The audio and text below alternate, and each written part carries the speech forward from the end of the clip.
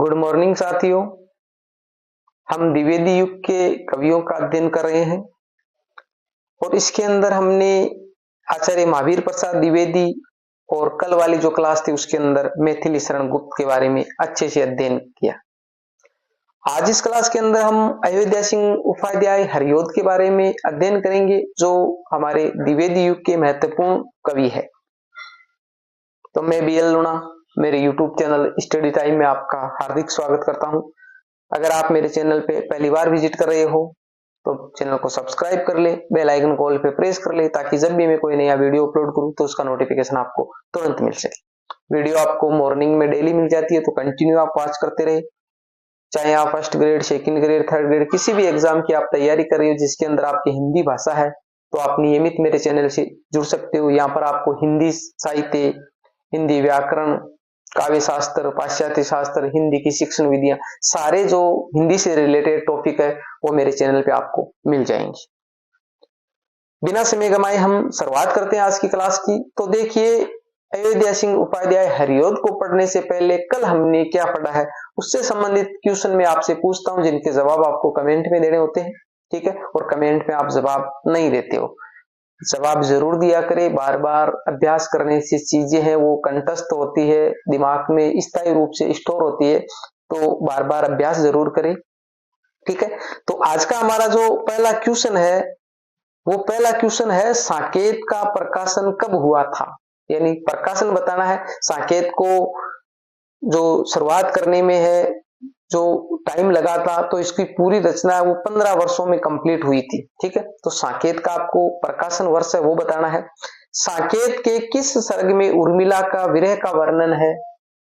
सखी वो मुझसे कह कर जाते मैथिली शरण गुप्त की किस रचना से ली गई है ये पंक्ति? जब गौतम बुद्ध है वो जब जाते उस टाइम की है ये। मैथिली शरण गुप्त का उपनाम है। मैथिली शरण गुप्त को राष्ट्र कवि की उपाधि किस वर्ष दी गई थी, यानी महात्मा गांधी ने दी थी। महात्मा गांधी ने किस वर्ष दी थी वो आपको बताना है। कल हमने अच्छे से पढ़ा है इसको, यानी कल ही हमने इसको अच्छे से पढ़ा है। तो आप इनके जवाब है वो कमेंट में जरूर दीजिए, फिर हम रिवीजन करेंगे उस टाइम में इनको आपको अच्छे से समझा दूंगा। आगे देखिए, आगे बात करते हैं अयोध्या सिंह उपाध्याय से संबंधित महत्वपूर्ण बिंदु, ठीक है। जन्म की बात करें तो 1865 ईस्वी में इनका जन्म हुआ था। जन्म स्थान है वो निजामाबाद है और मृत्यु 1947 ईस्वी में हुई थी। जिनके जन्म और मृत्यु डेट में बता रहा हूं उनके जन्म और मृत्यु डेट है आप याद करने की कोशिश कीजिए। इनसे संबंधित क्वेश्चन है, कभी कभार इनके जन्म और मृत्यु के बारे में पूछ लेते। दूसरी बात, मैंने कई बार आपको जिक्र किया है कि जो इनको क्रम से आरोही या अवरोही क्रम में सेट करने के लिए पूछते तो ऐसे क्वेश्चन भी अक्सर पूछे जाते। पुराने पेपर आप उठाकर देख लीजिए, ठीक है। जो RPC जो फर्स्ट ग्रेड वाले पेपर है उनमें ज्यादा पूछे जाते, कॉलेज लेक्चर में पूछ लेते। बाकी जो सेकंड ग्रेड है, थर्ड ग्रेड है, ऐसे एग्जामों में अक्सर नहीं पूछते हैं ऐसे क्वेश्चन। प्रमुख रचनाओं की बात करें तो प्रद्युम्न विजय जो एक नाटक है 1893 ईस्वी में प्रकाशित हुआ था। रुक्मणी परिणय ये भी एक नाटक है जो 1894 ईस्वी में प्रकाशित हुआ था। रस कलश 1931 ईस्वी में है। चुभते चौबते 1924 ईस्वी में, चोखे चौबदे 1924 ईस्वी में और पारिजात 1937 ईस्वी में। सारी ही रचनाएं महत्वपूर्ण है हमारे हरिऔध की, तो अच्छे से आपको इनको ध्यान में रखना है। वैदेही वनवास 1940 ईस्वी में है। प्रिय प्रवास जो इसकी रचना है प्रिय प्रवास उसके अंदर 17 सर्ग है जो 1914 ईस्वी में, और वैदेही वनवास में 18 सर्ग है जो 1940 ईस्वी में। तो याद रखना है, प्रिय प्रवास में 17 सर्ग है और वैदेही वनवास में 18 सर्ग है। प्रिय प्रवास 1914 में प्रकाशित है और वैदेही वनवास 1940 में प्रकाशित है, और दोनों ही रचनाएं है वो मोस्ट है, ठीक है, महत्वपूर्ण है। प्रिय प्रवास, परिजात व वैदेही वनवास महाकाव्य है, यानी बड़े काव्य है। प्रिय प्रवास, परिजात और वैदेही वनवास।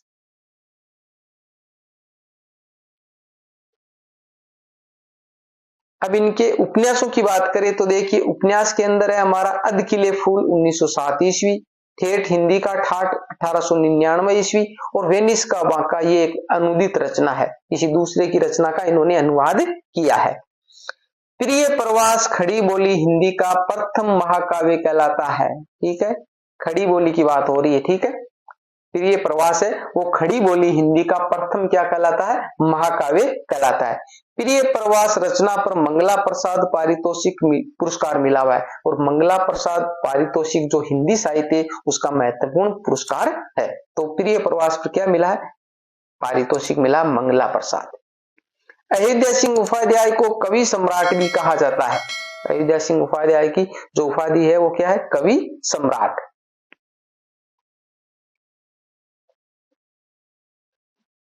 आगे देखिए, प्रिय प्रवास मूलतः वियोग श्रृंगार का ग्रंथ है, यानी जो प्रिय प्रवास है उसके अंदर हमारे को क्या मिलता है, जो श्रृंगार के दो रूप होते हैं, एक वियोग और संयोग श्रृंगार। तो वियोग श्रृंगार से संबंधित है प्रिय प्रवास। और याद भी रह जाएगा आपको थोड़ा बहुत अगर दिमाग लगाओगे, प्रिय प्रिय जो प्यारा जो होता है हमारे को ज्यादा, जिसको हम चाहते हैं, तो वो प्रिय, वैसे प्रिय पति को भी बोला जाता है। और प्रवास, प्रवास का मतलब होता है विदेश, कहीं दूसरी जगह चले जाना, एक स्थान से दूसरे स्थान पे जाना। तो कहने का मतलब जो प्रिय कोई चीज है वो प्रवास यानी हमसे दूर है, तो दूर जब होगी तो दूर होगी तो क्या संयोग होगा, ये वियोग होगा, तो वियोग होगा। तो ऐसा इसका अर्थ लगाकर भी आपसे एक पता नहीं चले कि आपसे पूछ ले कि प्रिय प्रवास के अंदर किस प्रकार का रस है, तो वियोग है या संयोग श्रृंगार है, तो ठीक है, तो आपको पता चल जाएगा इससे करके भी।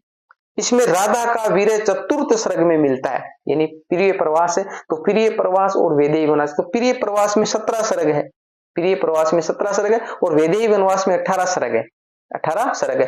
तो प्रिय प्रवास है उसके अंदर जो चतुर्थ सर्ग है उसके अंदर क्या मिलता है, राधा का वीर्य हमारे को देखने को मिलता है। रस कलश एक रीति ग्रंथ है जो हमारे हरिओद की रचना है। रस कलश वो क्या है, एक रीति ग्रंथ है। आगे देख, डॉक्टर गणपति चंद्र गुप्त ने हरिओद को आधुनिक काल का सूरदास कहा है, यानी डॉक्टर गणपति चंद्र गुप्त ने हरिओद को क्या कहा है, आधुनिक काल का सूरदास कहा है। और सूरदास है वो हमारे भक्ति काल में थे, सूरदास किस काल में थे, भक्ति काल में। इसी प्रकार जैसे मैथिली शरण गुप्त की बात आई, मैथिली शरण गुप्त, तो मैथिली शरण गुप्त को आधुनिक काल का तुलसीदास कहा गया है। आधुनिक काल का तुलसीदास क्यों, साकेत रचना के कारण जो 1931 ईस्वी में प्रकाशित हुई। तो तुलसीदास ने रामचरितमानस लिखा था जो भक्ति काल में था। उसी प्रकार जो सूरदास है, तो सूरदास है वो भक्ति काल के थे, और आधुनिक काल के सूरदास है वो हरिओद जो कहलाते। डॉक्टर गणपति चंद्र गुप्त ने इनको आधुनिक काल का सूरदास कहा है।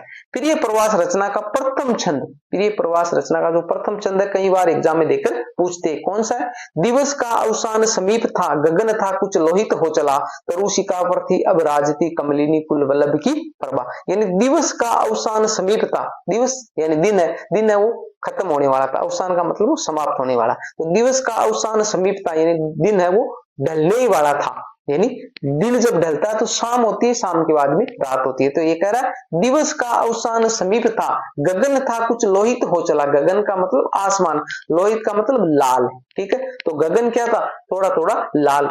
शाम के समय क्या होता है कि सूर्य है वो दिन में चमकता है, शाम के समय थोड़ी लालिमा लिए होता है, और सुबह के समय भी थोड़ी लालिमा लिए होता है। तो ये दिवस का अवसान समीप था, गगन था कुछ लोहित हो चला, तरु शिखा पर थी अब राजती।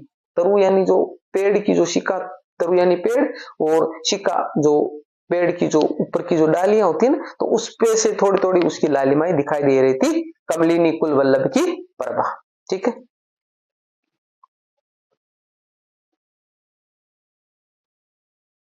आगे चुभते चोबते है उससे ली गई पंक्ति है, क्यों पले पीस कर किसी को तू, है बहुत पॉलिसी बुरी तेरी, हम चाहते रहे तुम्हें पटाना ही, पेट तुझसे पटी नहीं मेरी। मोस्ट है ये पंक्तियां, यानी पेट के बारे में कहा, ऐसा माना भी जाता है कि पेट पापी है, हम बोलते हैं। तो ये कह रहा है क्यों पले पीस कर किसी को तू, है बहुत पॉलिसी बुरी तेरी। कहने का मतलब सारे जो संसार में गलत काम हो रहे हैं वो सिर्फ और सिर्फ किसके कारण हो रहे हैं, पेट के कारण हो रहे। भाई आदमी को सिर्फ 2 रोटी, एक वक्त में 2 रोटी की जरूरत होती है, और उसी के लिए आदमी पता नहीं क्या क्या गलतियां करता है, किसी के साथ में बेईमानी करता है, किसी के साथ में झूठ बोलता है, किसी का मर्डर कर देता है। तो ये सारी जो है, तो ये कह रहा है क्यों पले पीस कर किसी को तुम, है बहुत पॉलिसी बुरी तेरी, हम चाहते रहे तुम्हें पटाना ही, पेट तुझसे पटी नहीं मेरी।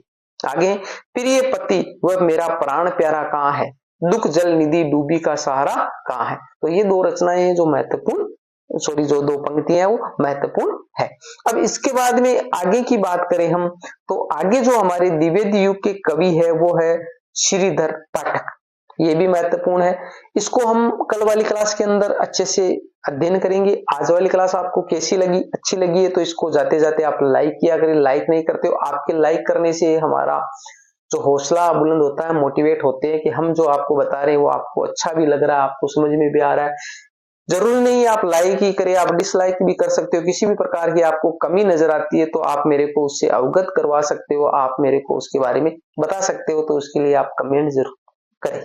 ठीक है, मिलते हैं अगली वीडियो में, तब तक के लिए जय भीम जय भारत।